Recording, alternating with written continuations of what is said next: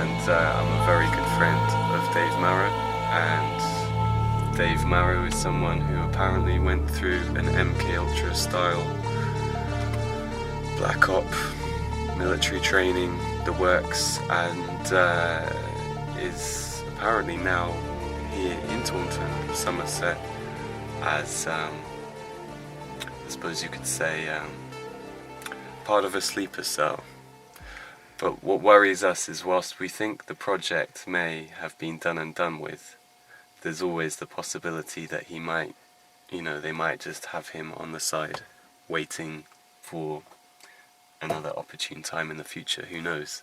So it feels like there's a race against the clock to find out what really happened and be able to do what we can, or do what I can, to safeguard my friend, because, with just in its very nature, trauma-based mind control, that's what it is. Monarch programming, MK Ultra, the Montauk Project, or as has been reported in England, Project Mannequin.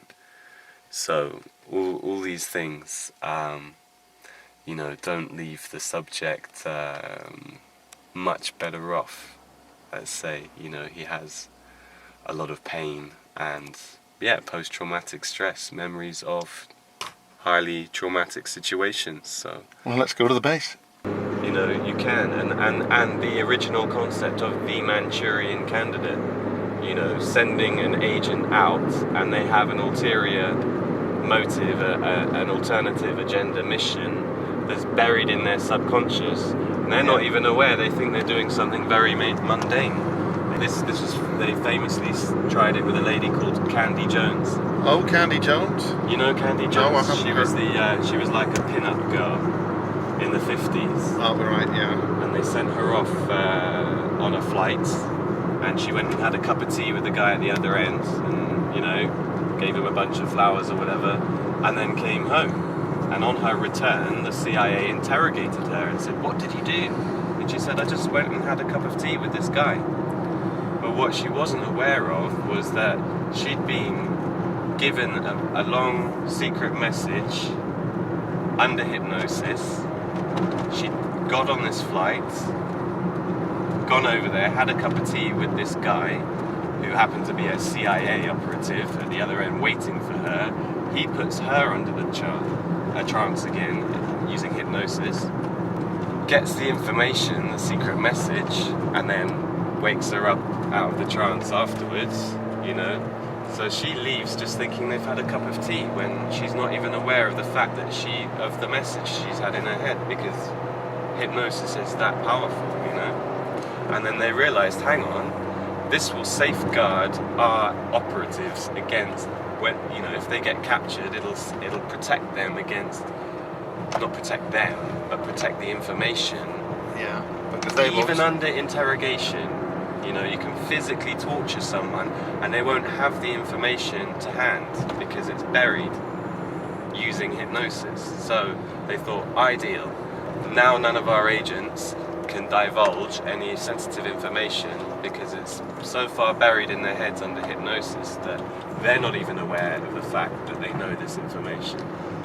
Instead of having to send in a whole Special Forces SAS, you could just send one mind-controlled assassin who had really enhanced abilities.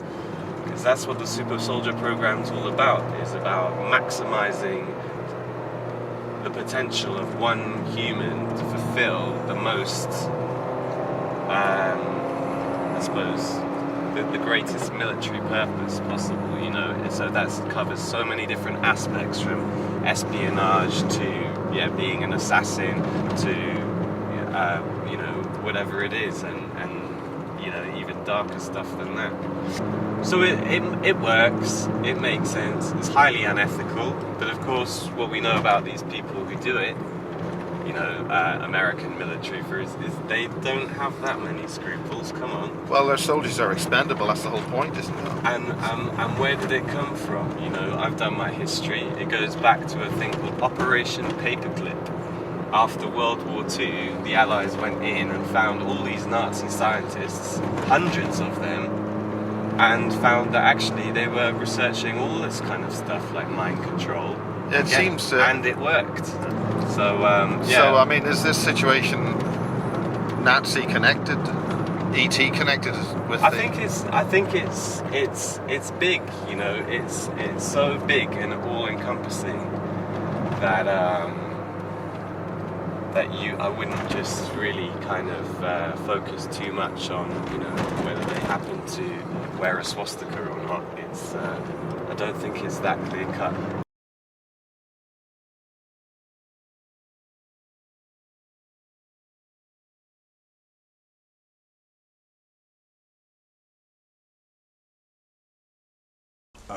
My name's David Marrow. Basically, I have a story to tell about my experiences. Used to be called Manderson, comes from the Scottish name Manderson, Scottish royalty. Goes back to Scottish royalty and Egyptian royalty. Used to live on the Orkney Islands near Caveness, where the heraldry of the Manderson family was. So how did you get there? What brought you to the Orkney Islands? Yeah, I was taken there by a guy called Chris Marrow. He, bit of a nefarious character in his own way, took me there after being adopted and fostered. I was born in the Royal Berkshire Hospital, lived in Newbury for a bit, went to the Orkney Islands, and yeah, I can remember being taken to castles and stuff. And So were you an orphan, or Newbury's close to a base called Peasmore? This is it. I don't remember much about Peasmore apart from it was on a roundabout. The bit something kicks in there, but I'm not so sure about that. But what I do know is that before I was adopted and fostered, I was looked after by a guy called Thomas Crow. He used to be linked with the Eagles. I think he even played with them a few times. Wasn't really sure why he was there, but something to do with the Illuminati, quite high up. This woman as well looks a bit like Grotbag from that program. There's somebody at the door, like some kind of, and then the Tin Man walks in, kind of programming. What Grotbag? What does that refer to? It's a woman. She's like she's a witch in the cartoon series, but she's also one of these women that select certain children with certain abilities, do certain things very high up, esoteric sort of. Yeah, it's off key. I won't say too much about that because again, like, you know, it's coming out of things. But yeah, she's a selector basically, where they get young kids that maybe either adopted or things have happened to their parents or things, and she selects them basically, like star kids, indigo children, that kind of thing. Yeah. So how does that? This is at what age you're talking about? I'd have been about. Thomas Crow was around about the age of 2, 3. Went to the Orkney Islands about the age of 4, 5. That's where my experiences of ritual abuse began. But again, like, wasn't too sure about what was going on. I didn't really know what was happening. I knew it was bad and wrong, but as a child, you don't understand these things. I began. What age is this you're talking about? About the age of 4, 5. Programming. I remember being drugged, hallucinating, being drugged about the age of 5 by some men. Something to do with Alice in Wonderland, like kind of getting bigger and smaller. What happened with the men? How did that happen? Where did it? Happened just by the house. Horries was the name of the house in the Orkney Islands, in Scotland, top of Scotland. Can you go back before you went there? What brought you to the Orkney Islands? What was special that got you there? It's what I don't understand, you see. Being completely honest, my real mother was allegedly deaf and dumb. She couldn't look after me. No record of a father. All very mysterious. Story is, this is quite a weird story. On my record, adoption notes, when I got them just recently, she goes missing for 9 months. This woman who's deaf and dumb, can't talk, can't speak, doesn't know nothing about anything, didn't even know what a baby was. I had to draw pictures of what a baby was to my mother, Jennifer Manderson, because she knew what was happening to her. She goes missing for 9 months, turns up on my grandmother's doorstep with me in her stomach, and sort of no one knows what's happened to her, where she's been. She gets put in a psychiatric unit, gives birth to me, in a hospital, Royal Berkshire Hospital, and doesn't hold me or anything, just gives birth, and she's taken away, I'm taken away, and yeah, and I can't even remember what she looks like. Well, obviously a baby wouldn't, but yeah, done nothing, didn't really kind of, no connection there, but that was when, after I'd kind of gone to a year and a half, sort of flashbacks, and then about 2 years, this guy called Thomas Crow comes on the scene, some guy with huskies from Canada, some kind of weird connection, but yeah, I'm not sure. You see, this is because yeah, The Huskies from Canada. Okay, you're bringing that in. yeah. It's almost like it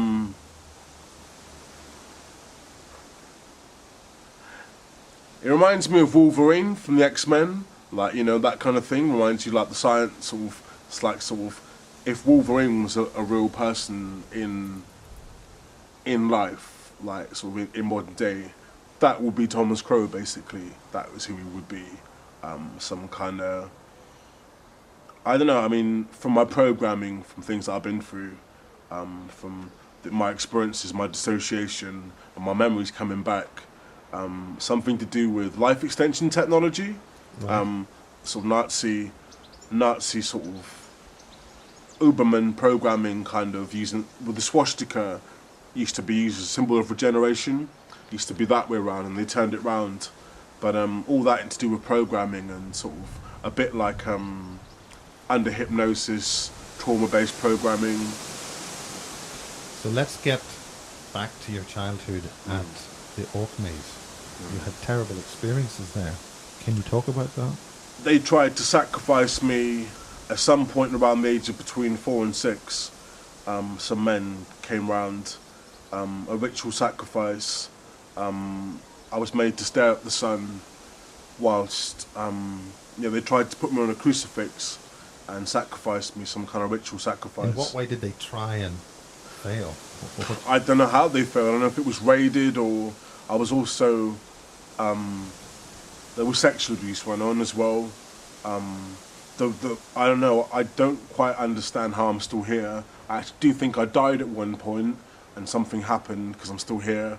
Sounds a bit strange, I know, but there was, all I can remember is being pulled up to the cross, and somehow someone intervened or something, and don't know, I'm not sure. Where was this? This was on the Orkney Islands. Can you name the school or the home? Or you There's a mentioned place the called Scout. Horries, and there's a place called the Scarab Brae, which is an ancient, like there's lots of archaeology. Yeah, it's quite blurry, sort of, because I was drugged and stuff Yeah. as well. You mentioned that this was a scandal in the early 90s. Was the police involved? Were the raids involved? CID, Child Protection Social Services, raided the island looking for a satanic paedophile network. Labour Party threw it out as a witch hunt, as a myth, even though, well, due to lack of evidence, even though there were countless testimonies. Can you mention any of those? The details? Well, I was made to drink goat's blood. In what sort of circumstances? Well, on one particular occasion, yeah, my father took a cup and a knife out into the garden, and This is your adopted father. my adopted father, yeah, he took a knife and a cup out into the garden and called me out with a smile on his face, quite a weird smile on his face. Wasn't too impressed by it. And he said, "Come here, Dave." And there's two guys holding this goat. It's the first time it happened a couple of times, about 3 or 4 times. And basically he slit the goat's throat in front of me. Can't be more than 7 years old at this point. And blood starts pouring out. He fills the cup with blood. I'm forced to drink it, then I black out, pass out, traumatized. Happened a few times. Wasn't quite sure why they were doing it, but then later on I came to find out that it was to do with ritual abuse. So this sacrifice, like, what happened? It's more than one occasion. It's to do with children. Lots of children. How many? There was a sexual ritual kind of thing went on once. I want to go too much into the details of it, but there's about 30 or 40 children on the island. It's all pretty nasty stuff. Again, the sacrifices, don't know, I'm not sure, but from my memories, they tried to sacrifice me. It was animal sacrifices, made to look at dead animals, repetitive abuse, from being beaten about to sexual abuse to With how many people? What sort of, how many? well, basically, coming back a bit further, I was adopted into an incest family. We hear stories about this all the time, but I mean, I knew this was going on long before I read anything about these kind of things. I thought I was kind of unique in this situation, and that was always part of the problem. But I was in an incest family. Again, like, embarrassed as I was, when I got older and realised that what I was going through was wrong, I realised I had to do something about it, and I tried. Yeah. So how were you aware of these things? From an early age, I kind of questioned things. I had a very inquisitive mind, very sort of scientifical, inquisitive mind. Kind of thought that doesn't add up, and what are they doing, and what are they doing, and why is that happening, and why are they doing that, and what is this, and kind of always a bit unsure, very distancing myself from everything, always walking a few steps behind my family when they're walking down the street, kind of sort of watching them and sort of thinking I'm not sure about this. So you were aware that this was a dangerous situation for you from the word go? Well, yeah, I just kind of thought, you know, a couple of adopted black kids, I mean, me being black and my family being white, which is not a problem, but on the Orkney Islands, kind of out the way, and the only neighbours, like, got one neighbour next to us, and the next neighbour's about a mile away. Yeah. Sort of everything out the way, and all this abuse going on and everything. I was like, whoa, you know, this is all a bit of a weird setup. So you were, in many respects, placed into this family far away. Yeah.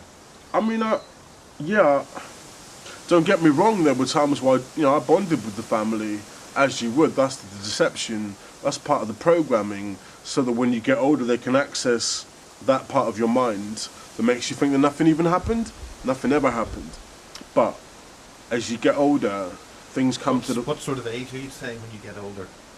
Get to about the age of sort of 16, 17. That's when I started getting memories back, asking questions about, asking my father questions, saying, you know, what went on. It's all over the papers. How did you survive that, and what was involved? Dissociation. Yeah. Dissociative identity disorder. Notice, like, I look down, Yeah. like a visor comes down. Basically, somehow I managed to develop an ability when I was either being abused or beaten about or made to do something where I just, like, part of me just broke off, or I'd stare at a picture on the wall or a pattern or a brick or something, and that would be my focus, and I'd just kind of take a picture, and that would basically be what I would do when something bad was happening. Because it happened so frequently, I developed a coping mechanism, and that's how I survived, dissociated, and yeah, just that was my coping mechanism. So you're mentioning some kind of ritual involving goat's blood and stuff like that. Can you talk more about that? What was that for? Do you know what it was for? What was it about? There was a lot of occult stuff going on in the family, a lot of magic. I think a lot of it was to kind of make me superstitious, get me into mysticism, believing in fantasy, non-reality, kind of Alice in Wonderland, voodoo, witchcraft, kind of Harry Potter kind of nonsense that are rubbish, brought up or raised on nonsense.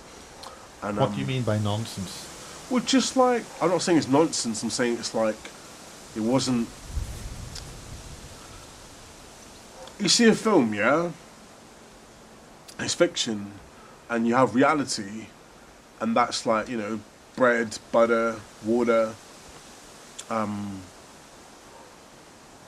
basic stuff. Yeah. And my dad and family kind of brought me up on stuff that, as much as I was dissociating already, it's just filling my mind with, you know, I may as well be up there, you know, anywhere. Yeah. Kind of. Oh, I can even remember amazing like situations where I'm basically eating earth or licking potatoes, trying to ground myself, you know, just trying to cover my face in mud, just trying to keep 2 feet on the ground. Because one, I've been drugged.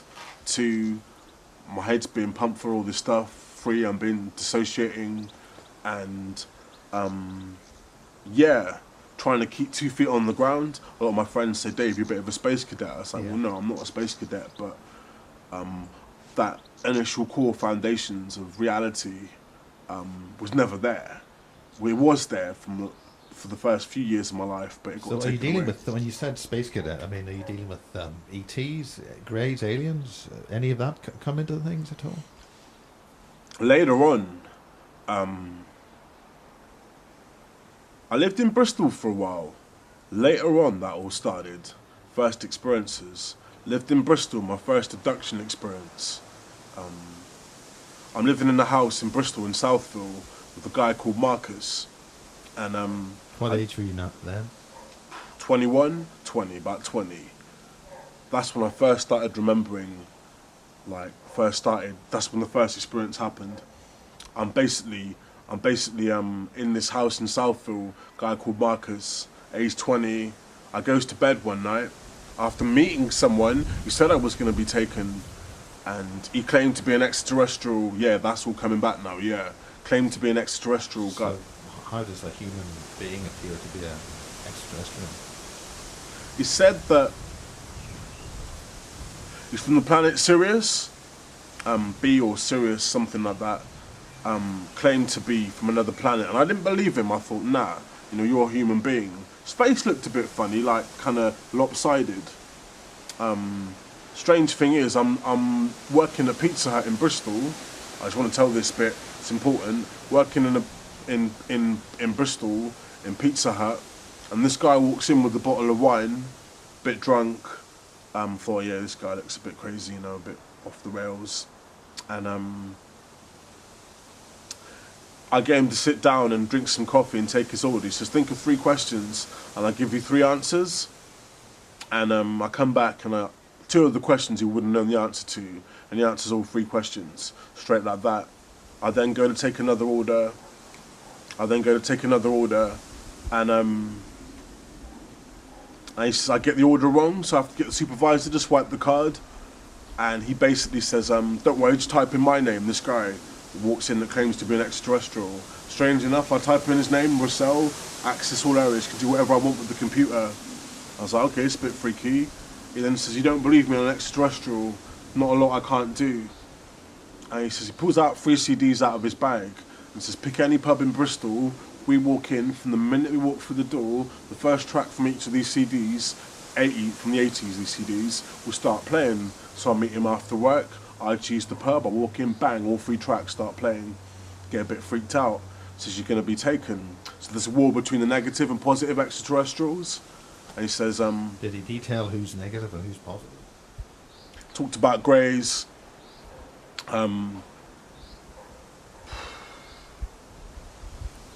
That's what he mainly said, greys. But he specifically said some are negative, some are positive. Was it, Said you mean that some of the greys are negative and positive? he said that basically the negative extraterrestrials were controlling the American government. That's what he was saying, basically. And by implication, the government here.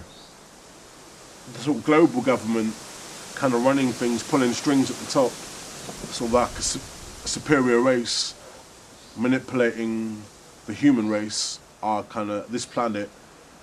So what about this man? What kind of extraterrestrial was he? Did he say? Or was I he, didn't believe him. I didn't honestly believe him. I thought he was talking rubbish. But strangely enough, about 2 weeks later, I move house, lose my job because I went a bit not crazy, but I kind of thought, well, you know, this is all a bit spinny. Some guys just showed me a load of stuff that I ain't even seen David Blaine or no one like that do. Seen nothing like that. And I goes to bed one night, and I wake up paralysed, can't move. There's white lights everywhere, bright lights everywhere. My body lifts up. Just before I hit the ceiling, everything goes black. Next thing I can remember, falling back into my bed on top of the covers, and there's something moving about in my back. I can still feel it now sometimes. It's still there. Yeah, yeah, yeah. Feels all hot round here as You well. mentioned on the phone some kind of life form, like a symbiont out of the TV series Stargate. Yeah, yeah, like but bigger, and yeah, probably more than one entity. Um, A few years ago, my friend went for an X-ray at Musgrove Park Hospital in Taunton, Somerset, England, this town. He went for an X-ray, and the nurse came out and said, "Excuse me, what is the metal in your spine? You've got metal right by your spine. What is that?" Obviously, kind of perturbed. They didn't, nothing on his medical records, no explanation. So my friend was just baffled. He had no idea. He had no idea at all that there could be metal in his back. So he's saying, "It's news to me. You tell me, you're doing the X-ray, you know." So the nurse disappears. He's left there waiting for a very long time, and then the doctor reappears with a policeman, and they say, "Oh, there's nothing to worry about. Fine, off you go on your way." And they're leading him back to the reception, back to the entrance to get rid of him, and you know, he turns and he says, "Well, can I see my X-ray, please?" And at that point, you know, they definitely sort of usher him out of there and shun him from the entrance, and, you know, off you go. So he thinks that was very strange. A couple of weeks later, he's relating the story to a friend who says, "Well, of course you can see your X-rays. It's your right, you know, just write to the hospital, whoever." So sure enough, they contacted the hospital, asked to see the X-rays. And remember, this is only a fortnight later, no more than that. The X-rays have disappeared. Oh, all right, okay, so there's no X-ray, but you said there was metal. So now my friend's telling me this, and I'm thinking, okay, well, we've got anecdotal evidence from you know, he's satisfied that they said there's metal and that's from the hospital, so let's investigate this further. He'd noticed when he went back after that experience, he actually looked in the mirror and found in the small of it around sort of here, you can't really see. He had to get a mirror, and yeah, oh, there's some little scars. They look like puncture marks, or maybe keyhole surgery, about the size or a cigarette burn, but that sort of size. No wider than a sort of pencil or something like that. Little circular scars. There's about 3 of them. There's 2 on the left and 1 on the right side of the spine. And he used to be very athletic. He used to be able to break dance, and then he went from that to having lots of back pains and spasms that would make him black out. Now, are there chips in there? There's a lot of question marks flying around. So anyway, we heard of other people who've had exactly the same experiences. You know, you've interviewed... What about magnetic resonance imagery with certain people? MRI. He went for an MRI scan, and sure enough, snap, crackle, pop, the machine malfunctioned. Now, what do we know about MRIs is you shouldn't take metal into an MRI machine. So that's consistent with having metal in the body. Now, I mean, I know other researchers have had MRI scans recently, and it stops the machine. The machine just stopped while scanning her. Right. Yeah, this is it, because it shouldn't have metal. That's Brenda Butler at Rendlesham. Right. So anyway, what happened to his MRI scan images? Well, a radiologist has had a look, and there's only a section through the lower portion of his pelvis. So the spine isn't, the area in question is here. Yet that's the only one that's still on his record. Yet what happened to the one of his head, his torso, which was all done at the time and commented on at the time? I mean, it's not there.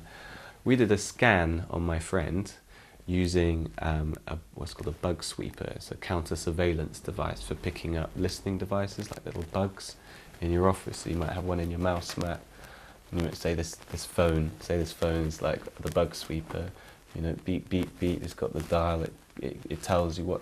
Anyway, did one of those sweeps on my friend, and sure enough, we were able to locate, and I've got the footage and posted it up onto YouTube, able to locate. And where it was buzzing, now remember the scars from the hospital, it buzzed right on them, and then you take it off and the signal goes down and off. And we tested it so many times because I thought, look, we don't want any false readings here.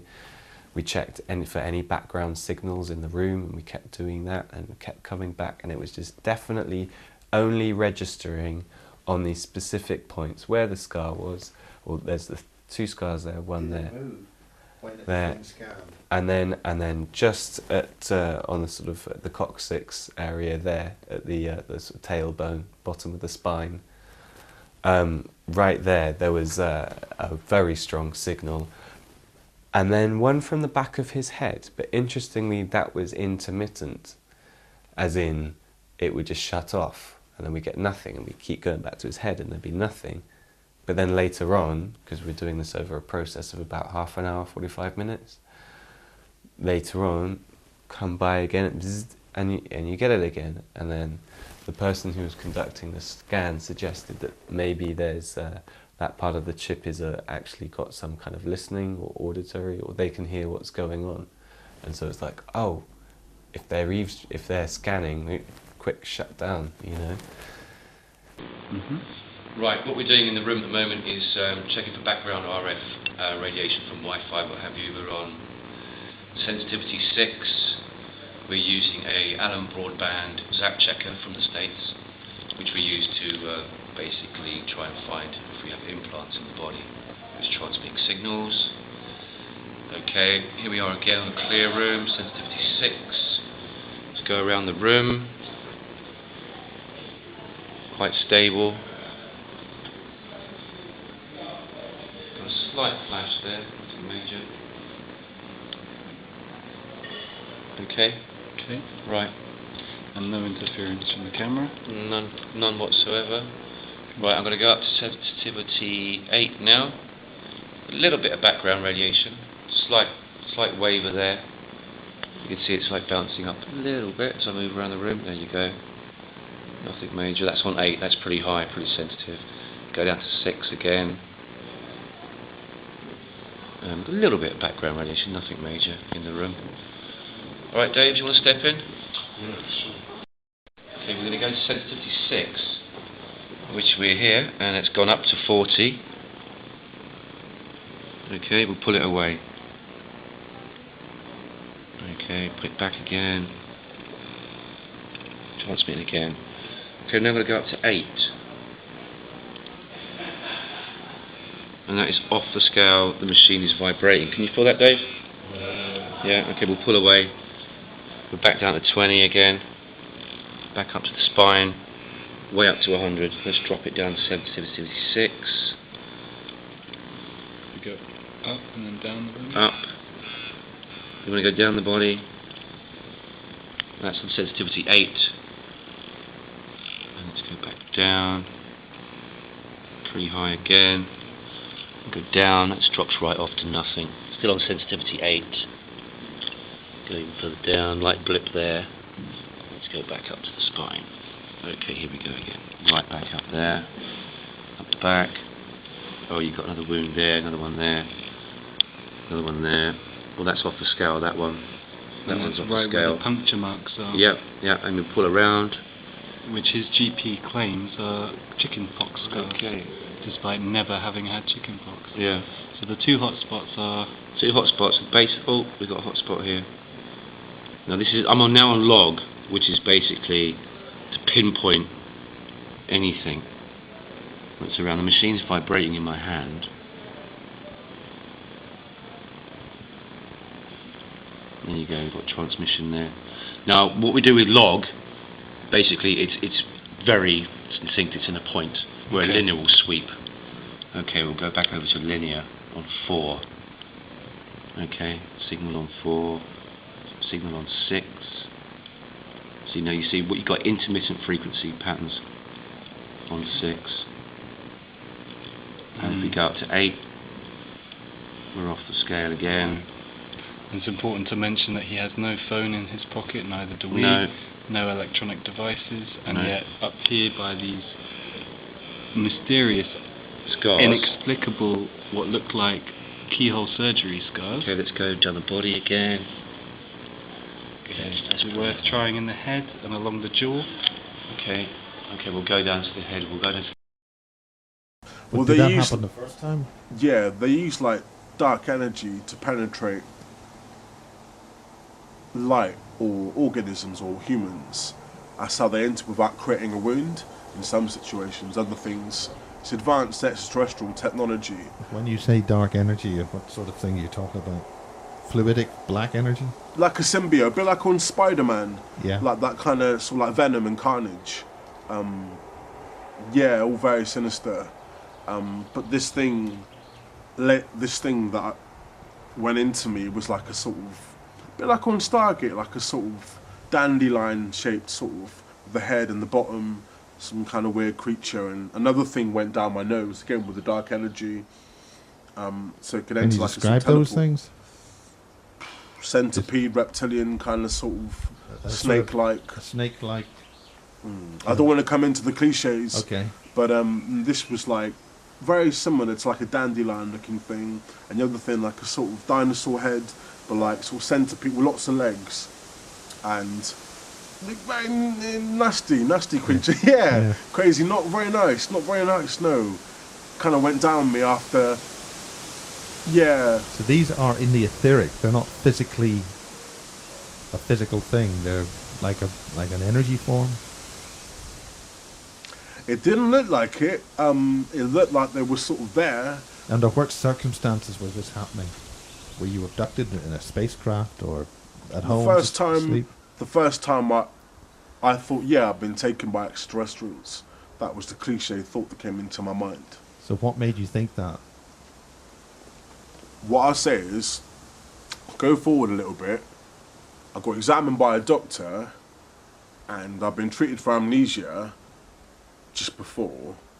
And he said, have you ever been in a car crash or had an accident, Dave, or damaged your back in any way? I was like, well, no, not that I recall. And he said, well, you've suffered a massive trauma to your back and body and your spine. I was like, well, I don't remember anything. I was like, well, you have amnesia, David. I was like, well, okay. Take off my shirt, examines me, says, yeah, you've suffered a trauma, you can't walk properly, you're limping, your back's out of place. I goes upstairs with a shaver, this is the interesting part, with a shaver to take a shave, my beard and all that. Turn on the shaving light, turn around, look at my back, and there's 3 perfect circular scar marks. One there, like sort of mid-back, and one to the like other side. What do you mean one there? On each shoulder? Just like, kind of, imagine like, that's my back here, like one muscle there, spine in the middle, one there, and one there. The abduction, about the age of 20, the examination, about the age of 24, 25, the amnesia treatment started about the age of 25, but when I actually when I was shaving and looked at my back, started getting memories back of being in a military hospital. All these like military surgeons around, green canvas, like something like MASH almost, something like a sort of a field hospital. Yeah, definitely. Now, yeah, this is it. This is it. Some kind of base or something, like these kind of set up hospitals. I don't know, man. Like, not the first time I remember being in a military hospital. I remember having something inserted into the base of my spine, metallic. Yeah, that is quite frightening. That's quite frightening, actually. At what point did you have this thing inserted? I mean, time's difficult, you know. I mean, you mentioned aliens. What were they like? Can you remember anything about what they were, or what? I remember this, like, sort of demonic-looking sort of entity sitting on my chest, staring at me. When I just came out of hospital. I was living in Rockwell Green in Wellington, and it sat on my chest. And for some reason, I thought the only way I'm going to get out of this if I don't show fear. And it looks at me. I look back at it, sort of like I'm paralysed, can't move. I'm sort of looking at it, and it sort of flees off. And that's when I remember. About a week before I saw that entity in Rockwell Green, I must have been about 23, 22. And I remember seeing a bad scientist. What I mean by bad scientist, I didn't know he was a bad scientist then. But what led on to the events was why they put me under hypnosis. I remember being told to count to 10, you start to wake up. When did this happen? At what circumstances? Where were you when this was happening? around Wellington and Taunton. Was this at home, or were you taken to a lab or a Some of clinic? it was done in my home. The abduction was somewhere else, taken somewhere. By whom? How? I believe it's orchestrated by my father. I believe that a lot of it was orchestrated by my father. My father was Merchant Navy. There were members of MI6 in the family, military intelligence. When you say there were members of MI6 in the family, are you saying that your adopted family was MI6? Adopted family had connections. And how did you know that? And what sort of a membership of MI6? I was told by my father that there was a guy in my family who was MI6, who was thrown from a building, was in the papers, it's going back years. Can you mention that? Any way we could look that up? What sort of papers? What era? What's the scandal? I suppose I don't remember the details quite that clearly. It was a great uncle, something to do with he knew too much, and he was thrown out of a building, mysterious circumstances. It had been around, say, 1960, 1970. Involving what kind of scandal? Is there a name you can put onto this at all? Williams, I think. Williams was the name. There was two sides of the family. There was the Liddells and the Williams. And this is your adopted family? Adopted family, yeah, adopted family. Going back to the military hospital, just as I'm talking about that now, some more memories come back. It was actually a base. Which hospital? Where? Military, it's like they set it up, this hospital, like a sort of green canvas. And I was on my back, facing down through like a hole, like that, and they're operating on my back. Yeah. I remember doing missions. Yeah. Can you mention the base you're at? Does it a number, any detail at all? What can I say? I mean, what sort of region of the country are we talking about? I don't even know if it was in this country. I don't even know. I even know that far. Do you remember travel to and from there? I just remember being taken bits like black. What? Bearing in mind, a lot of it was done under hypnosis, where told to count to 10, people clicking their fingers, while I developed complex post-traumatic stress from people clicking their fingers and putting me into trance, people calling out post-hypnotic suggestions, always being put into a trance. Still now, it's happening now. And when you say it's happening now, has it happened this not week? right this moment, Yeah. but like always something, if a click goes off or someone says a certain word or 1 sugar or 2 sugars, that's a trigger. Yeah. Bad boy as well, that's a trigger, that's a suggestion. So I mean, if I was to say, would you be on mission now with this interview? What's made you come out with this information now? What's brought this? I guess like when it comes to children being used for this nonsense, which is what I call it, interfering with people's lives, designing on people's liberty, taking away people's human rights, interfering with people's development, growth. You know, it's wrong, man. It's wrong. It shouldn't happen. It's bad. There's no excuse for it. You know, it's quite simple. They've taken away my ability to live in society in a sense where I don't know. I just think it's wrong, man. I just think it's like someone should be allowed to grow and develop and live their life with a certain amount of influence and kind of help and whatever, but not in the way it happened to my life. Sorry, I'm experiencing something. I'm experiencing some kind of attack. Sorry. Do you think we've got company? Don't know. I sense things like that's another reason why I think they chose me, because quite a powerful psychic, sort of sensitive. And the word psychic, I don't mean that in a kind of tarot cards, kind of clairvoyant. I don't mean that. Wider perceiver. Yeah, someone kind of a bit more open, exposed to things, sensitive, able to kind of see into the truth of things in a different way, you know, kind of see into something. Or I've been able to remote view for a little while, and not to mass degrees. Were you trained in remote viewing, or did you just? Again, one thing I will say, and I don't want to kind of say out of context, I don't remember as much as some of the other testimonies that I've heard. My memories are limited. What I will say is that I know there was extensive use of drugs on me, radiation, they used electric shock treatment on me, not treatment, but electric shock on me, drugs, hypnosis. All for what? Create a soldier, a killer, an assassin. I won't even say a soldier, just a killer. Someone they can manipulate, control, someone they could use, someone they could So use. how are you currently under control, or do you? I'm a sleeper. Yeah. Notice like I'm down like this. It's like a dark cloud comes over. This is why you're not looking straight to the camera that much. I find it difficult. My mother had the same problem. Is that perhaps because of an overseer would be above you? It's like a gun pointed in my head. That's what Yeah. it feels like. Like someone saying, "You talk about this stuff. You know, you're a dead man." Yeah. Like a gun pointed in my face. That's why. And it's like, who can stare a gun in the face? Yeah. You ever tried doing that? No. No. This is it. It's not that I'm afraid. I've had a few pulled on me in my time. Hmm? I've had a few pulled on me. I bet you have. Yeah. Yeah. This like centipede-like thing. Combination of the two. I think combination of the two. I'd say more to do with the military side of things. My lab kind of military abduction. I know I've had encounters with things I'd say weren't human.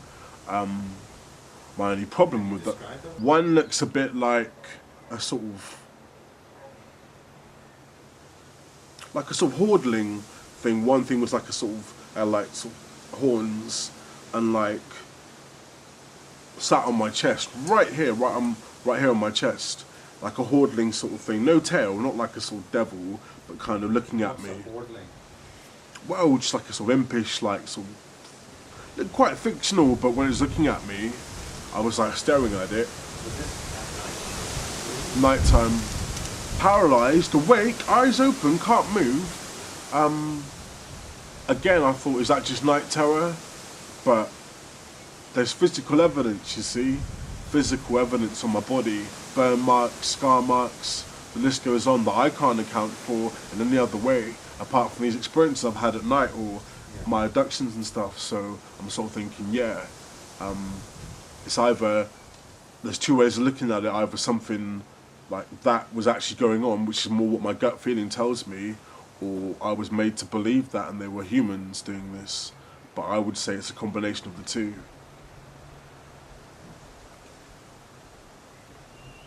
So Working with extraterrestrials, working with humans, as in us being subservient to a. what kind of extraterrestrials, and how do you know they're extraterrestrials? Just non-humans? Non-humans. What I mean Tall, by short, fat. What sort of description are you talking about?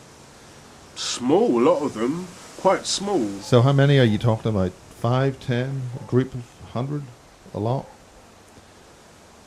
When I've had these experiences, when that centipede entered me, like sort of dinosaur, like centipede type thing. Dinosaur type head, but a centipede body? Reptilian sort of head, like sort of thing.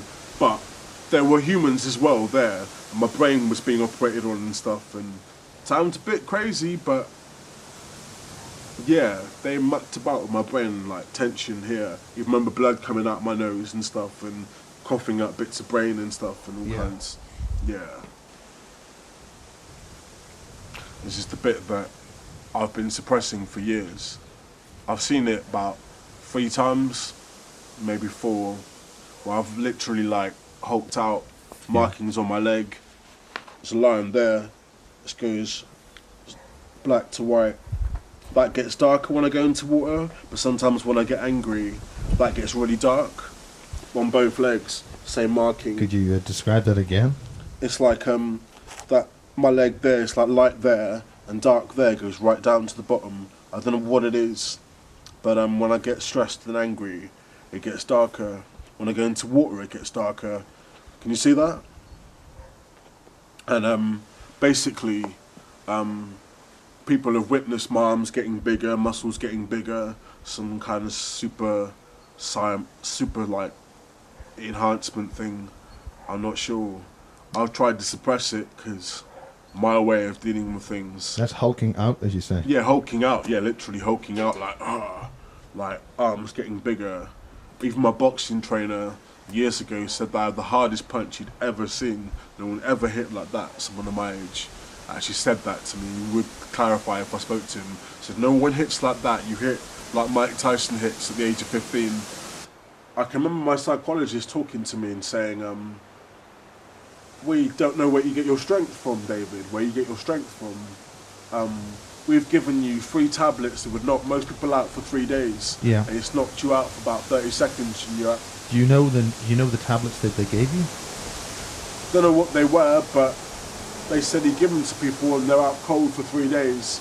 And they ain't going nowhere. There are some people who've got an ability to resist that. Well, this is it. And that wasn't just the context of what she meant, but she actually said she wanted to know who my father was. CPN said you can blast out energies as well. You seem to be able to like give off some kind of energy that knocks people down. Yeah. Is that a defensive energy? I think it is when I'm threatened, when I feel threatened. I can remember being part of a sleeper cell at Burnworthy. This is Burnworthy Manor. And what's interesting is Dave said he remembered a lot of the activities happened, and there was a lake down near the woods. Now I came down here the other day with Dave, and we walked down a track, and he said, "Yeah, the lake's down there." But we couldn't see the lake. It wasn't until I got on Google Maps and had a little look, and yeah, aerial. So I looked and I thought, right, there's the manor house coming down here past the woods. And then we descended down this track, and looking on Google Maps, sure enough, there is a lake in the woods. And where is this lake? So it's just down this track to the left. Yeah, he said something about a lake and some kind of... So yeah, he talks about some SAS guy. He was also a ski instructor. I think he was like mountaineering specialist. He said that this guy did a lot of the Black Ops training and was putting them through their paces in these woods here. But yeah, this is where it... And he remembers other things. He said that he remembers something quite traumatic happening, but someone actually died during one of these Black Ops training things in the lake. He thinks they drowned. What would happen, you know, they'd have missing time one night. They'd be triggered to maybe get up out of their beds in the middle of the night in a hypnotic state.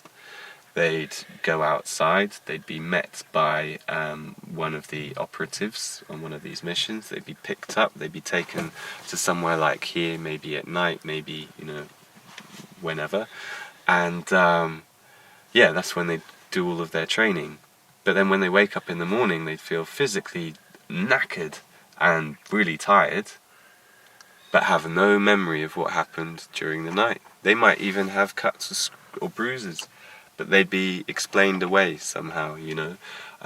You've got to remember that, well, from the point of view of my friend, what I think has happened is his father has put him through this, adopted him, and then put him through this whole thing. And if you're adept at hypnosis, then you don't really need to explain yourself to the close people around you, because you've probably been messing with their heads as well.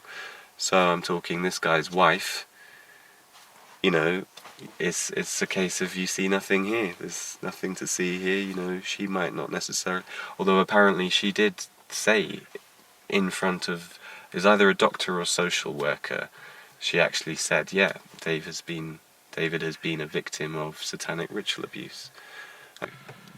Taking these people's soul and actually attaching negative entities to their aura, you know, to... Now, what do you mean by adding entities to the aura? I mean, one of the things he discusses is this sort of millipede thing with a reptilian's head on it. Now, that's something I've heard before from other things. And you mentioned... I personally couldn't comment what that is, and whether that is... Who have you heard it with from before? A vivid... I went to another hotspot in the country for mind control, which is supposedly Totnes in Devon again, and When I went there, I was actually going to the Totnes Truth Festival, which is a very interesting event. I met David Shaler, I met Annie McCon, MI5 whistleblowers. Just wanted to see what they had to say as well. And I met a lady who was psychic. I'm quite intuitive myself. I was stopped by a tramp who was asking. He wasn't begging. He said, "Look, do you want to buy this picture?" And for £1. So I thought, oh, fair play, mate. What's the picture? And it looked like, can't remember the guy's name now, but the guy who designed the aliens on the film Alien, Oh, as right. in Ridley Scott's Alien. Yeah. They looked very similar, you know, that kind of sleek. And he said, but not exactly the same, but very organic, I mean, beautifully drawn as well. And he said, these are the aliens that come out of me. And there was something inside me that just said, okay. So I said, all right, I've heard that before. And when I pushed him, I'll cut a long story short, but when I actually asked him, I'm careful not to lead these people with my inquiries. When I asked this guy, it turns out, yeah, all of these familiar symptoms that show up in all of these people's stories is, yeah, the family had connections with the military, family had connections with Freemasonry, he was adopted, and what else did I find out about this guy? He heard voice to skull technology. Yeah. But we're not talking delusional. He's saying he recognizes people's voices, or, you know, like you can hear a German accent or something in the background. But And what this is, as far as I'm aware, Yeah. is this voice to skull technology, you know, using psychotronics, using various different means. You can actually have people have oral hallucinations. They hear sound in their own heads. There's a place called Burnworthy, just outside Wellington, near Cypher House. Yeah. Ex MI6 code-breaking Cypher place. Is it still active? Well, you know, it's a business park. So think of a normal industrial estate. You're walking around, there's loads of businesses, there's loads of courier vans driving around, there's people, there's noise. There's none of this going up there. Cypher House was bulldozed. Now you've got a purpose-built complex, which still holds the name of the original buildings, such as Enigma House, Cypher House, all these buildings there. And I can't find any registered businesses there. There's a self-storage at one end, but what is the actual complex? What's going on there? I can't find anything. And so much security, number plate recognition. So is it still in use? Well, it could be, you know. If it was a big Asda supermarket and we just rolled in there, you know, I'd say probably not. But how it is at the moment is a definite possibility, I'd say. Yeah, interesting. What do you mean ex-MI6? Surely MI6 is never X. No, what I mean, they've knocked it down now. Well, M6. It's been it's been knocked down. You can still read about it on the internet. Burnworthy, Cypher House, Comstock. I've got some notes. Yeah. So were you involved with deciphering things? I don't think so. I think that's just where they train me in, like ninjutsu, martial arts. Have you been on missions? Can you talk about anything like that? I remember getting a memory back. Waking up one night, massive memory floods back. I'm running, fall over, running, fall over. There's an explosion. I get up, and then fall over and black out. I think I'm being shot at, and I'm not sure exactly. I'm not sure. Is this in the day or the night? Daytime. Hot climate, wet climate, Quite warm, quite hot. desert? No, there's trees around and grass. What sort of trees? Fern trees, I think. Fern, something like that. Pine trees. Packed forest or sparse forest, open fields? I don't know. It could have had something to do with, for some reason, I remember the next memory after blacking out, I wake up by a MiG aircraft. I don't know what type. And then I go off in the MiG. What kind of shape was the aircraft? Old and clunky or No, it's flashy like and modern? Yeah, a MiG F-18, F-16, something like that, Interceptor. All I can remember was being a bit off my face as well, like drunk, almost Yeah. feeling quite drunken. And don't want to sound bad or anything, but whatever was happening there, we were losing. In some way, yeah. I wasn't the only one there, and whatever was You happening. were part of a team, or there was someone else with me as a girl. what sort of girl? I don't Tall want to girl? talk about her because she wants to stay out of this. She can back up my story in many ways. Not mentioning any names, but are we talking blonde, brunette, tall? Blonde girl. I'm not mentioning her name. English, American? English, yeah. Again, she relates to royalty through her blood family. Has similar hulking out experiences. I hear clicking in her head where she thinks she's got an implant. She was at Burnworthy. Blonde hair. She knows Thomas Crow as well. She was part of the same project. Some kind of to do with enlightenment, life extension technology, Yes. illumination, to do with the brain, kind of using 100% of the brain or more of the brain than normal, getting me to do that. Being in a white light room, everything's white light, bright, and something to do with being able to regenerate, being able to sort of heal bones, heal body. In what way do you regenerate? I've healed bones. I focus on healing, like a sort of healing And energy. what sort of speed of healing are you talking about? Something that doesn't... Seconds. Seconds. You have done, yeah. So what kind of a wound? Have you broken a leg and just...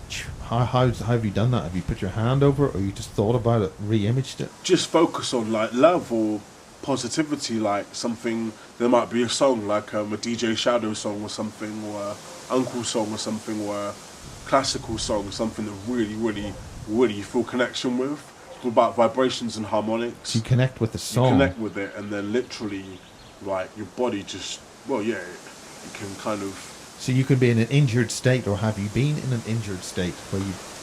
I have been in an injured state and healed, but ever since this entity, not been able to get rid of it, trying to get rid of it. You've still got the entity with you? There is something I can feel here. Yeah, it's moving? Yeah, it is. And if I thought about it too much, I'd get frightened. I would get scared. Yeah. But I've chosen not to. How mobile is the entity? Sorry, what's that? How mobile is it? Does it move? Comes out my body sometimes and comes back in. And what way does it come out of the body? Looks like a sort of watery, like sort of this particular thing that I've seen. It could be etherical, but I've seen it. I feel it. It's like kind of. Has it got a lot of tentacles? Nah, it's more like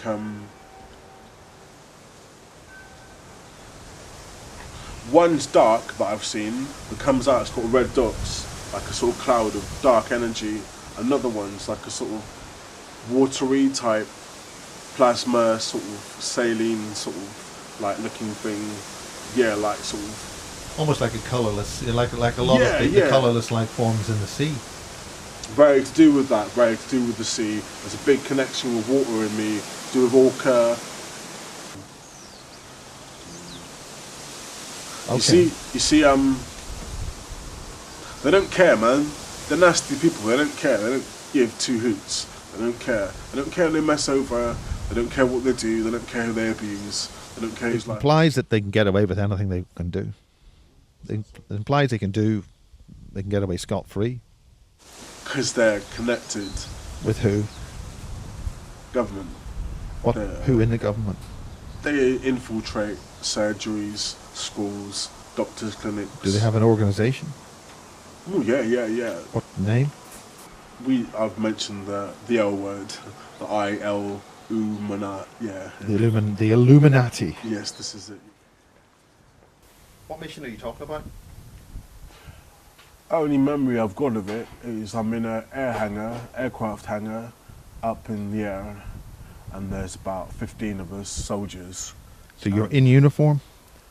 Yeah, like a vest and camo gear, like maybe a shirt. I think it was a vest, and basically they haven't got parachutes. They say something like a trigger, and we just leap out, and I hulk out midair, hit the floor, and just go mental, absolutely hulk out, like just go absolutely mental. What sort of height are you dropping from? Not that high, a few feet, a few hundred feet. You just run out of the back of a transport aircraft, like- a Hercules or something? Like a Hercules, yeah, just like a Hercules, yeah. It was a Hercules, yeah, but just like that, yeah. jump out. There's a few of us like jumping out. For some reason we don't need parachutes. I don't know why we don't need parachutes, but sounds crazy, I know. But Hulk out, and don't know, man. That was the mission. That's the other part of the mission. Which mission is that? The one I'm talking about, running and falling over. That was the beginning. I think it is anyway. Where I jump out, hangar. Hulk out sort of halfway down. There's trees, there's trees. Yeah, I was coming back now. There's trees, like pine trees or some kind of tree, and could have been in Canada, I'm not sure. But You mentioned Canada before. Yeah. could have been in Canada. Do you think that was for training? Could have been. They're probably trying out something. From talking to you and from my notes and from my memories and writing things down and speaking to other people that were on this go, my theory is that they're still working on me. I've woken up with burn marks still and like plasters where needles have been in my arm, and like woke up hulking out burn marks on my fingers, and like Is that from an electrical stimulus? Or? No, I think it. I'll say it. I'm not afraid. I may as well blow the whistle. There's a guy called Dr. Krause, a memory. Dr. Krause, some kind of memory came back in the name Dr. Krause. Some guy that deals with radiation. They've used radiation on me when in my eyes, right in. And what base my is body. this? Where was this done? Some of it's done in this house, but anyway, I can't talk about that because, yeah. So this is ongoing as we Still speak. Still happening now. So you're still on mission, so to speak. Not consentfully, no. Under hypnosis, drugs, radiation. When does that happen? Do they just walk in and... Well, it seems to have something to do with they've got access to my subconscious. In what way? Post-hypnotic suggestions, triggers, clicks, commands, and they can get me to do different things. What kind of clicks? Do they happen on the telephone, or does somebody phone up? Or Don't know, it'd be like, I've just gone blank. I don't know why, something's really hurting me. Just gone blank. I'm not just saying that, yeah. so what about Canada? What about the mission you were on coming out of the aeroplane?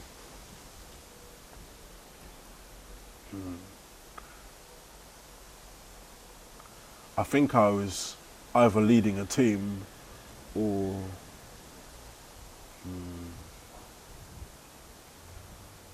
X.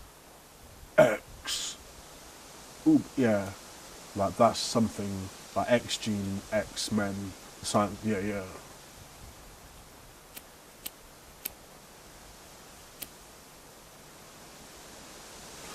I talk about that before, the science of the X-Men. Sounds a bit crazy, like you think it's only in comic books, but they're doing that sort of stuff. I mentioned Thomas Crow being like Wolverine, me being like the Hulk, and sort of different characters, different abilities. Why do you choose that character?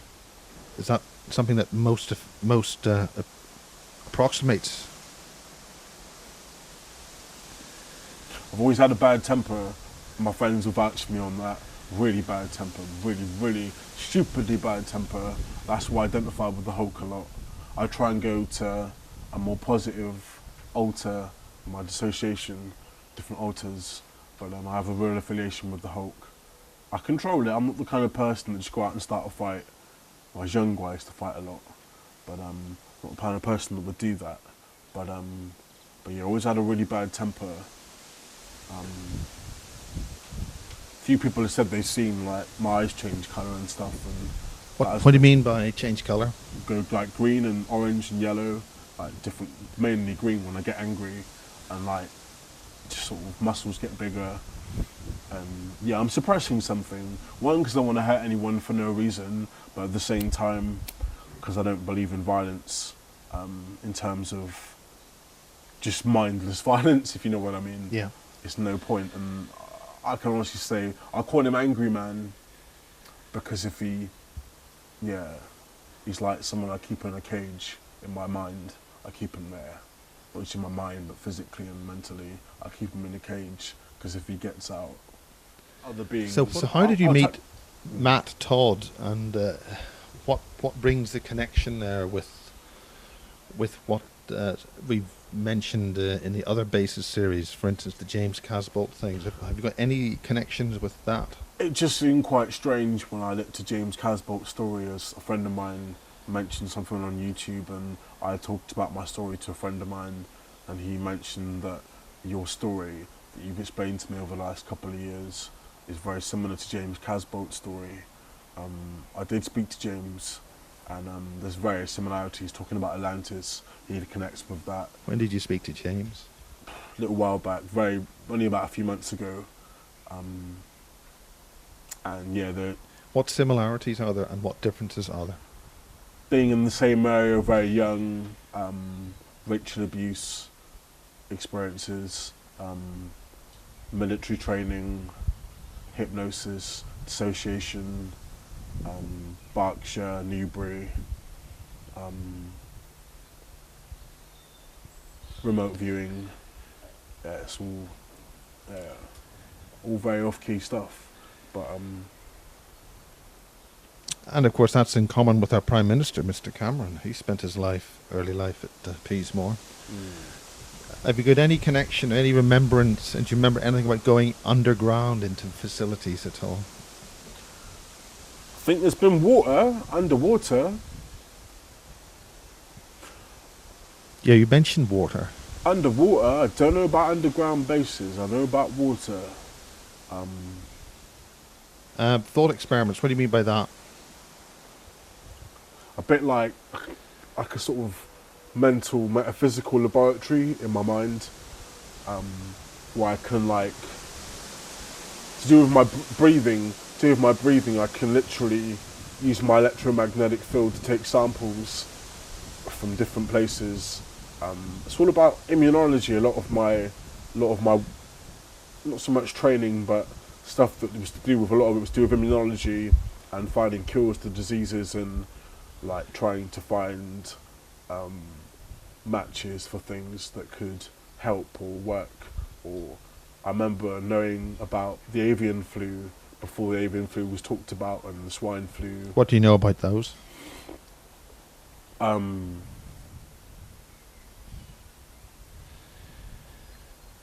know it was to do with pre-population control. In what way?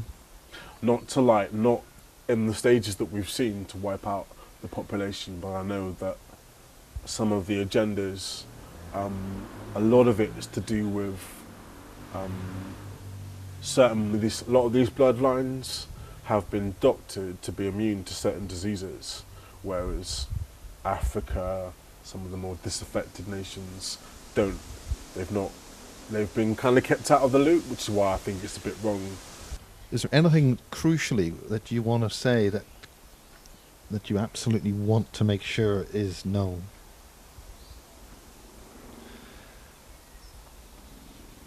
To do with ETs? What kind of ETs? Have you met any ETs? Are they all government, or what's the biscuit? What's the crux to this situation?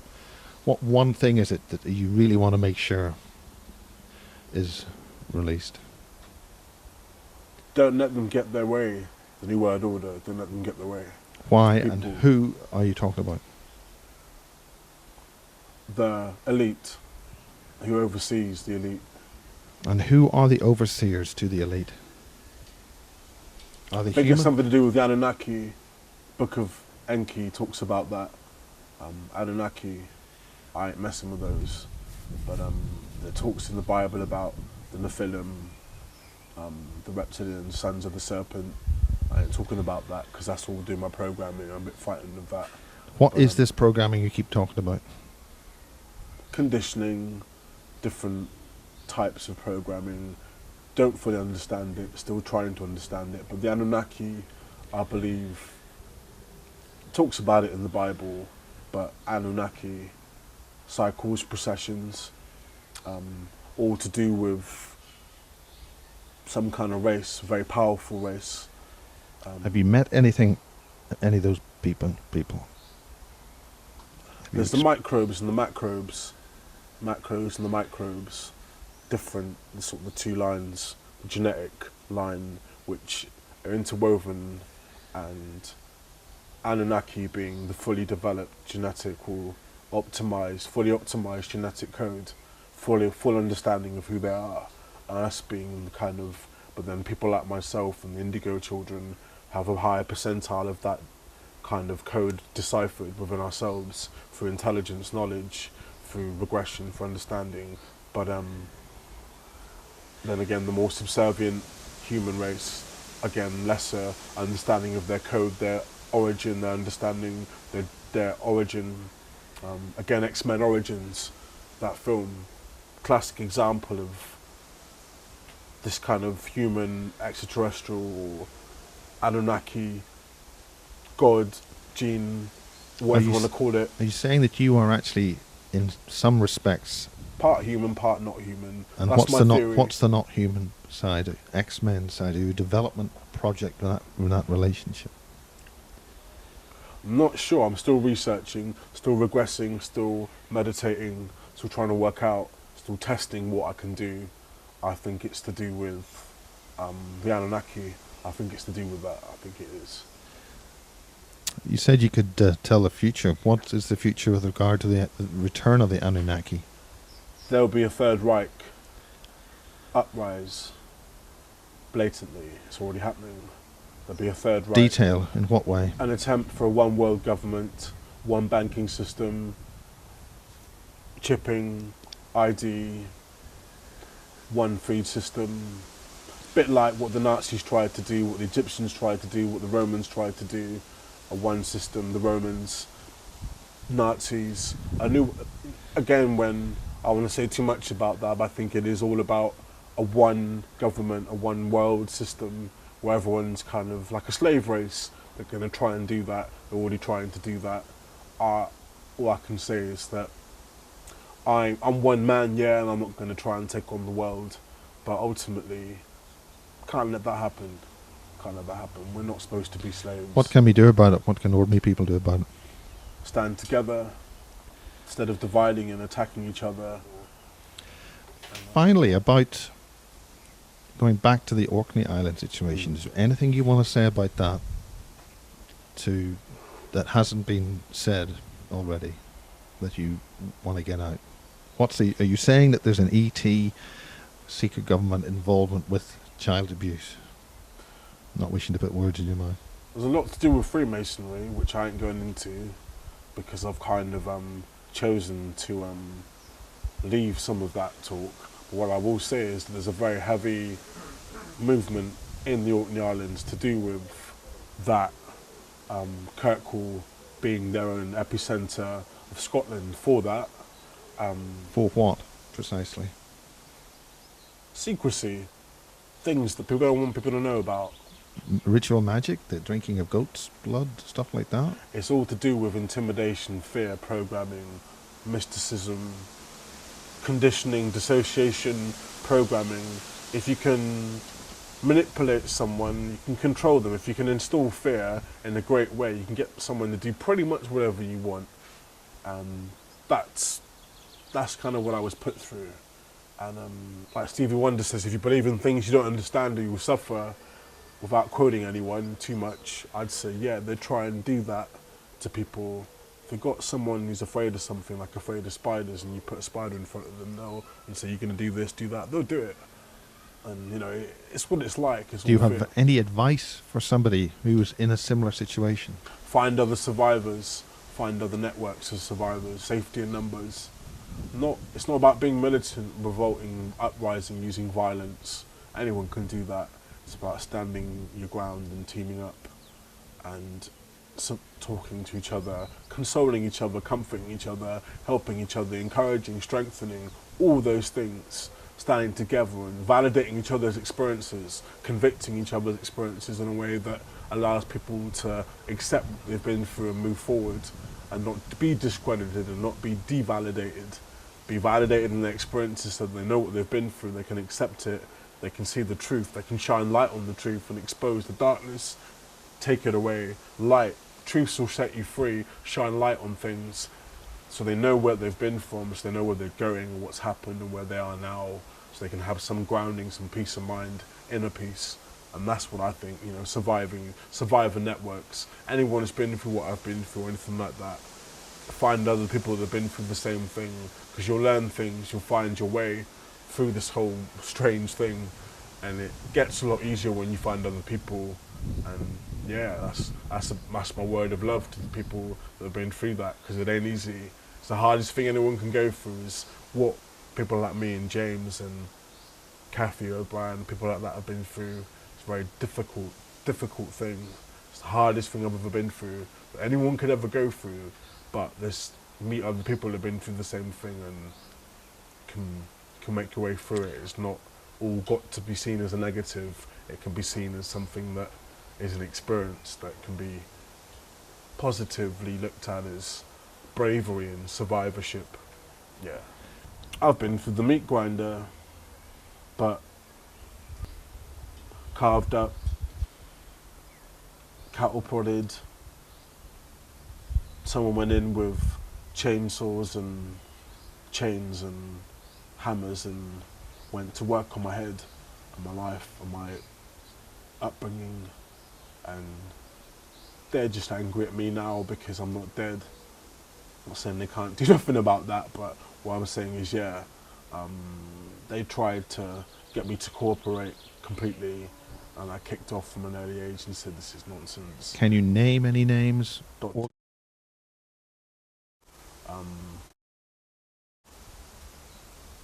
Say again?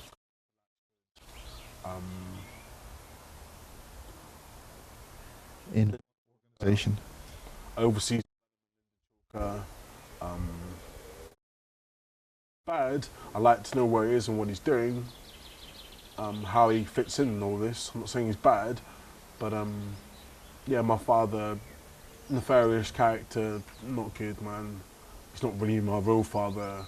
I wonder what he was doing. I think someone got to him, something happened, somewhere he got.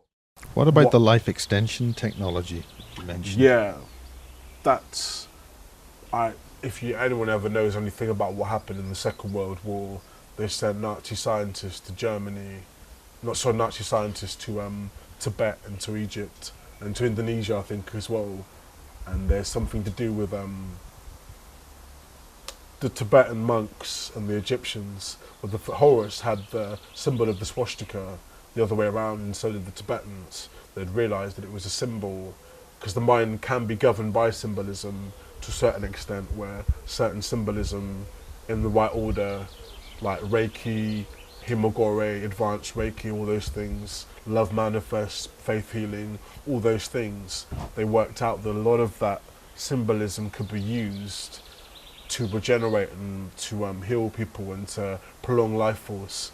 If you read books like the Bible and various other books, notice how the people that lived in the Bible lived for a lot longer, were said to have lived a lot longer, because they had this technology and the bloodlines were preserved.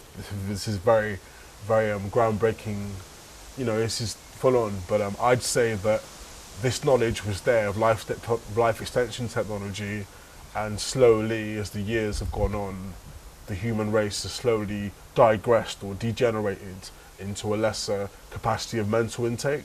I know there's parts of the brain that you hear about schizophrenics, people with manic depression, you hear freestyle rappers, break dancers, they're using bigger parts of the brain, higher parts of the brain, more bigger parts of the brain, and there's parts of the brain that scientifically proven you get to a certain age and we stop regenerating to the same degree.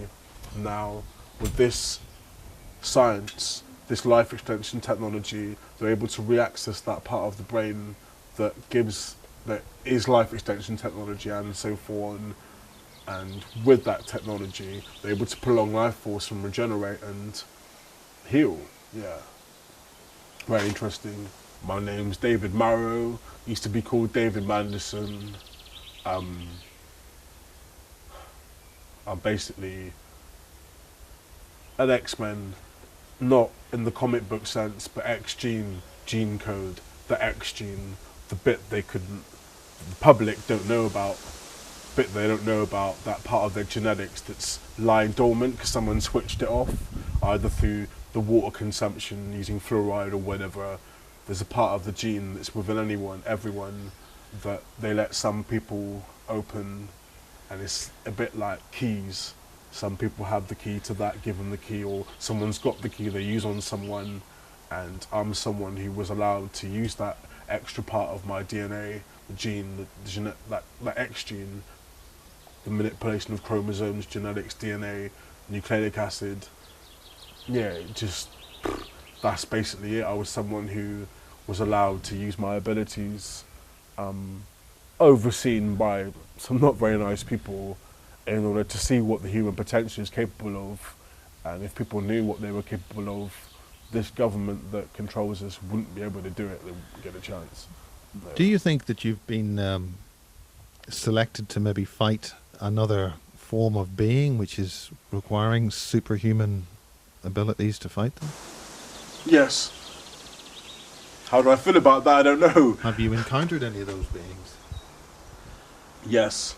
When you mentioned in the fight that wasn't going well, was that here or somewhere else? Was it through a Stargate, for instance?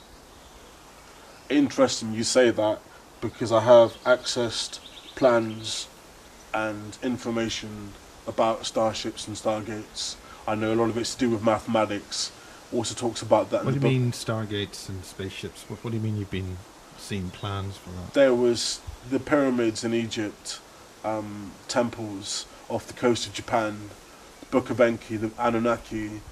They, in mathematics, the pi symbol, the square root symbol, a lot of that is the basic constructions of advanced technology. Most people just think adding numbers and plus signs and minuses, but a lot of that, like the pi sign, Pythagoras, a lot of that Pyra, Hydra, a lot of that symbolism is very, very advanced. The Egyptians were very advanced, the Greeks were very advanced, and a lot of that we're seeing now in programmees having this knowledge. What do you mean advanced in what?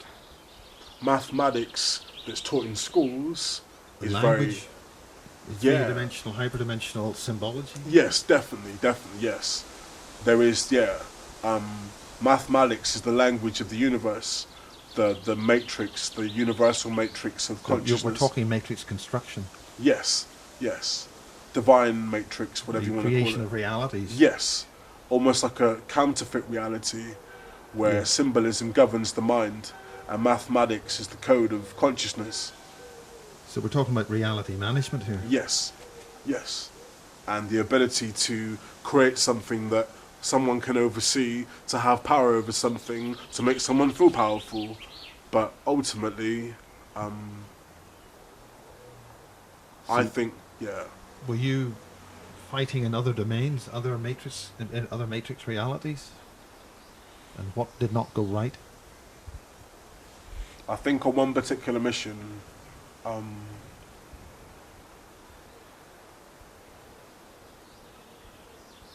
see, when you break out of something, What are you breaking out of?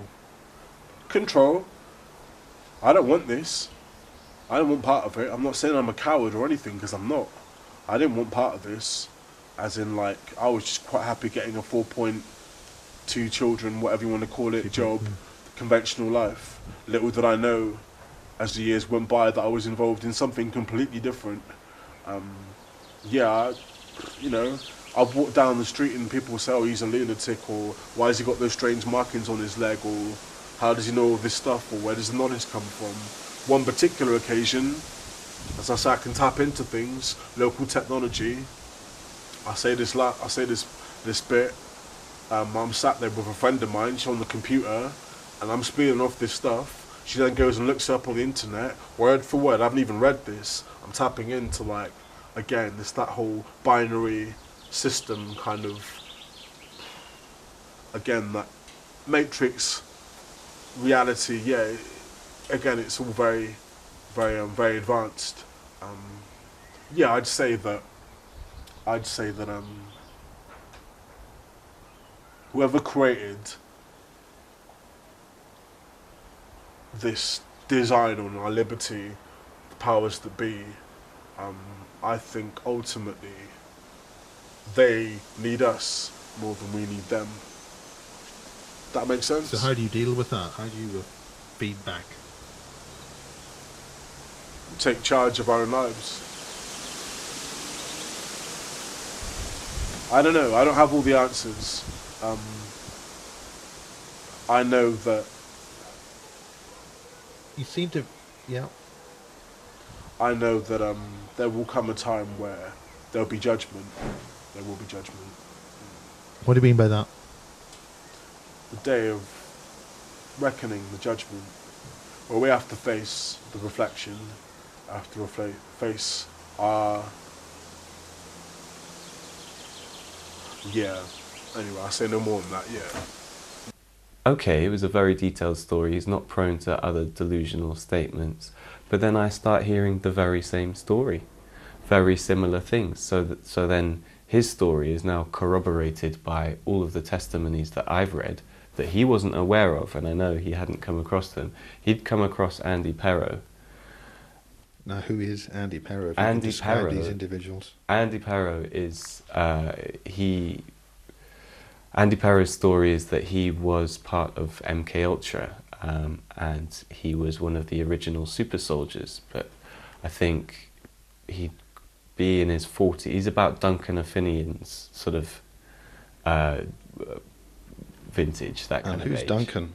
Duncan O'Finian again is another person, American military, but it's all super soldier programs. MK Ultra was the CIA's super soldier program, where they put all of these Nazi, well, it was from Operation Paperclip. It was all the Nazi scientists at the end of World War II.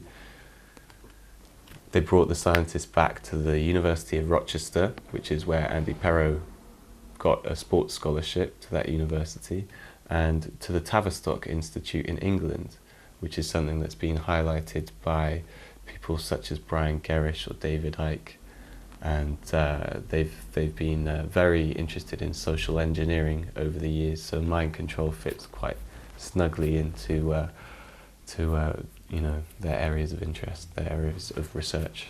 So Getting to your friend, when did it all start, and when did you get involved with them?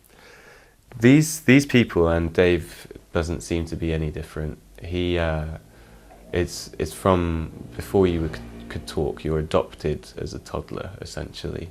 So disposable person, they adopt them, brought in, they're looked after by a family where the man's, you know, works for intelligence, maybe it's a couple, both parents are in on it, and if not, then the wife is probably under hypnosis, just, you know, you see nothing here, that kind of thing. So anyway, the intelligence family is supposed to bring up the adoptive child, and they don't have to wait for this child to get older. The programming starts right away, you know, from before they could talk. It's all about subjecting them to enough trauma to split the mind. Once you split the mind, you can easily compartmentalize different alters, as they're called, different personalities.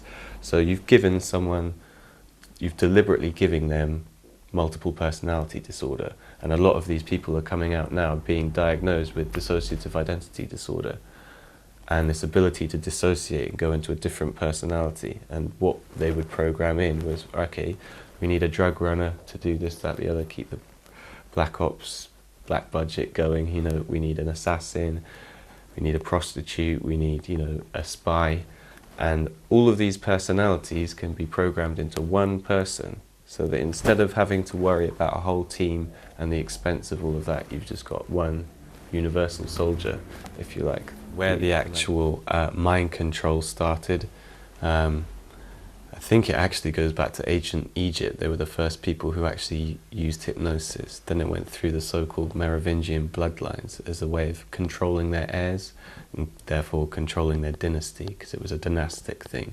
That's why you find that today the mind control is done in a generational project, so children are adopted into it. It's quite far-reaching. Went through the so-called Illuminati bloodlines. That's why it was also later called the Monarch program, I suspect, anyway. So what about this Monarch program? The Monarch program, that was the sort of the culmination, the perfection, the totally refined mind control technology that they'd been investigating under MK Ultra. Now, MK Ultra wasn't just one project; it was the code name for an umbrella of different projects, all under that one thing. And then there's the Montauk project and various others. But the Monarch program was when they actually rolled it out and thought, okay, this works, we can use it, let's go. And that's where you had normal people in society being programmed, lots of service personnel being programmed, lots of people who worked in all key positions. And now I believe today that Monarch programming is so prevalent, it's in your face. There's definitely something very, very shady about the Dunblane shootings.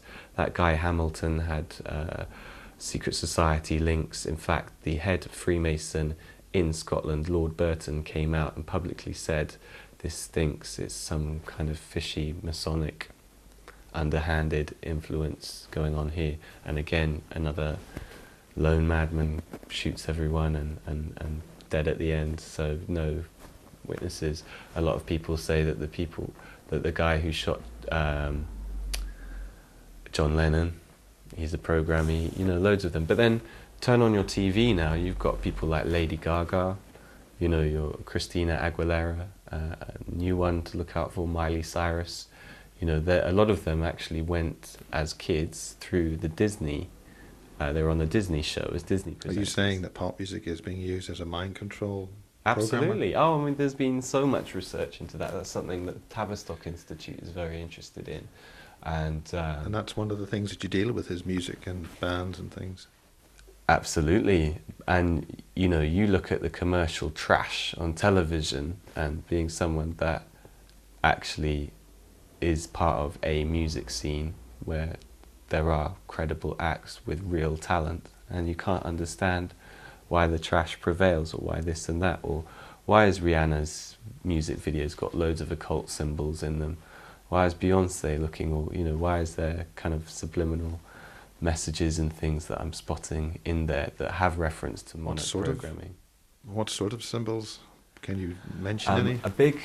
Because you're brainwashing, because you're using mind control on these kids and hypnosis from when they were a kid, a lot of the popular themes are Wizard of Oz is one of the major ones, Wizard of Oz programming, and there's Peter Pan, it's another big Disney movie, there's Snow White they use as well. Snow White, the Seven Dwarfs. In all of these, there's a scene where they go through a transitional state. So Alice in Wonderland, sorry, that's what I was trying to say.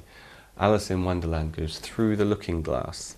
Now, MI5 are alleged to have used this Alice in Wonderland style Monarch programming, where they're actually, because they're lazy now, they're using bits of the script, and it's all under hypnotic suggestion. So when someone says you go through the rabbit hole, to a someone who's been programmed to have that specific phrase. So you can watch the movie, you'll be fine, you wouldn't respond to a post-hypnotic trigger just from watching the movie. I'm talking about you've been taken through a hypnotic induction watching segments of this film where Snow White falls asleep for 1,000 years, and then you go into your trance, and now all someone has to do is kiss you on the cheek to wake you up, or this kind of thing as a post-hypnotic trigger. So the hypnotist would say, when I say you go over the rainbow, you will fall into this state. And that's where they can take the kid out of school. Because remember, these kids are living supposedly normal lives. Yeah. Take them out of school one day, put them in a trance like Derren Brown demonstrates, say the words over the rainbow. This may be making programmees who are possibly researching this feel twitchy. These kinds of phrases would make them feel quite uncomfortable. I think there's, from what I understand, there's a few different ways that you can trigger someone. A lot of these people have chips. There's quite a few of these people that I've found all together in this country. There's 9 of us, I would say, in my group, as in terms of people I'm in contact with. Can you name them? James Casbolt, he's one of them. Matt Todd, he's one of them. And Dave, he's a third one. And I'm naming those 3 because they're already on your video. So they've already come out on your video and said this. So that's And you've got fine. 6 others. Yeah.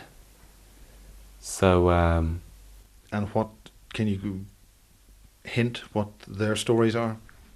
oh, their stories are the same. I mean, someone that went to school with my friend, they have more detailed memories than he does. Much more, apparently. And Have you been then able to there's- talk there's to them? There's one other person that also went to school, but they've left the country.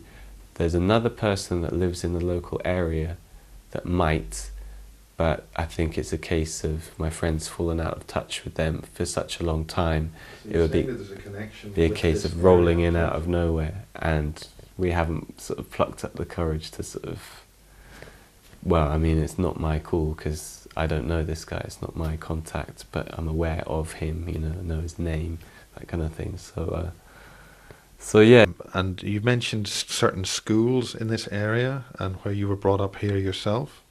Can you talk about that? Well, he remembers people from a little school called, well, it's just in Langport, in Somerset. He went to a school in Wellington, which is just down the road from Taunton in Somerset. So, I don't want to upset anyone who went to those schools, but local schools in the area, and that's what he remembers. But he doesn't remember specifically who went there, or otherwise he'd have traced them already if he could have done, So it's tricky. There's different ways that people have of dealing with these things, and often what they do is just try and ignore it, or try and pretend it didn't happen, or believe people when a psychologist says you're crazy, take this medication, and try and get on with their lives, And a lot of people in this state, maybe some other people researching their own story would be watching this, because that's how it kind of got the ball rolling for me anyway. Seeing that actually we're not alone, there are other people out there. This isn't all made up. This is actually happening. There's corroborating evidence. We're detecting radio waves coming out of these supposed implants. I'm not going to get a bread knife and cut them open. But you're joining me halfway along my journey of researching and finding out. I maybe not have all the answers yet, or all the pieces to the puzzle. I can see 75% of it, so I can pretty much make out the big picture. And I might not have all the answers, but I've got all the right questions, because I think I pretty much know what I'm looking at and where to look. I don't need to tackle the world head on to make a positive change. If I can demonstrate just me and my friend breaking free and exposing something, then that should help everyone else who's oppressed or a victim of that situation or system or whatever's going on. And so, I'm not really looking to go and try and attack MI5 or anything like that. I'm just saying I want my friend to be free from harassment. That's my moral responsibility. I'm taking that on to, protect my friend. Why not? But I don't necessarily want to go on some intergalactic crusade to find out what the Greys are up to or what have you, because I'm having a hard enough time just dealing with the here and now. And so who knows what will happen later on down the road when I have got to the bottom of this.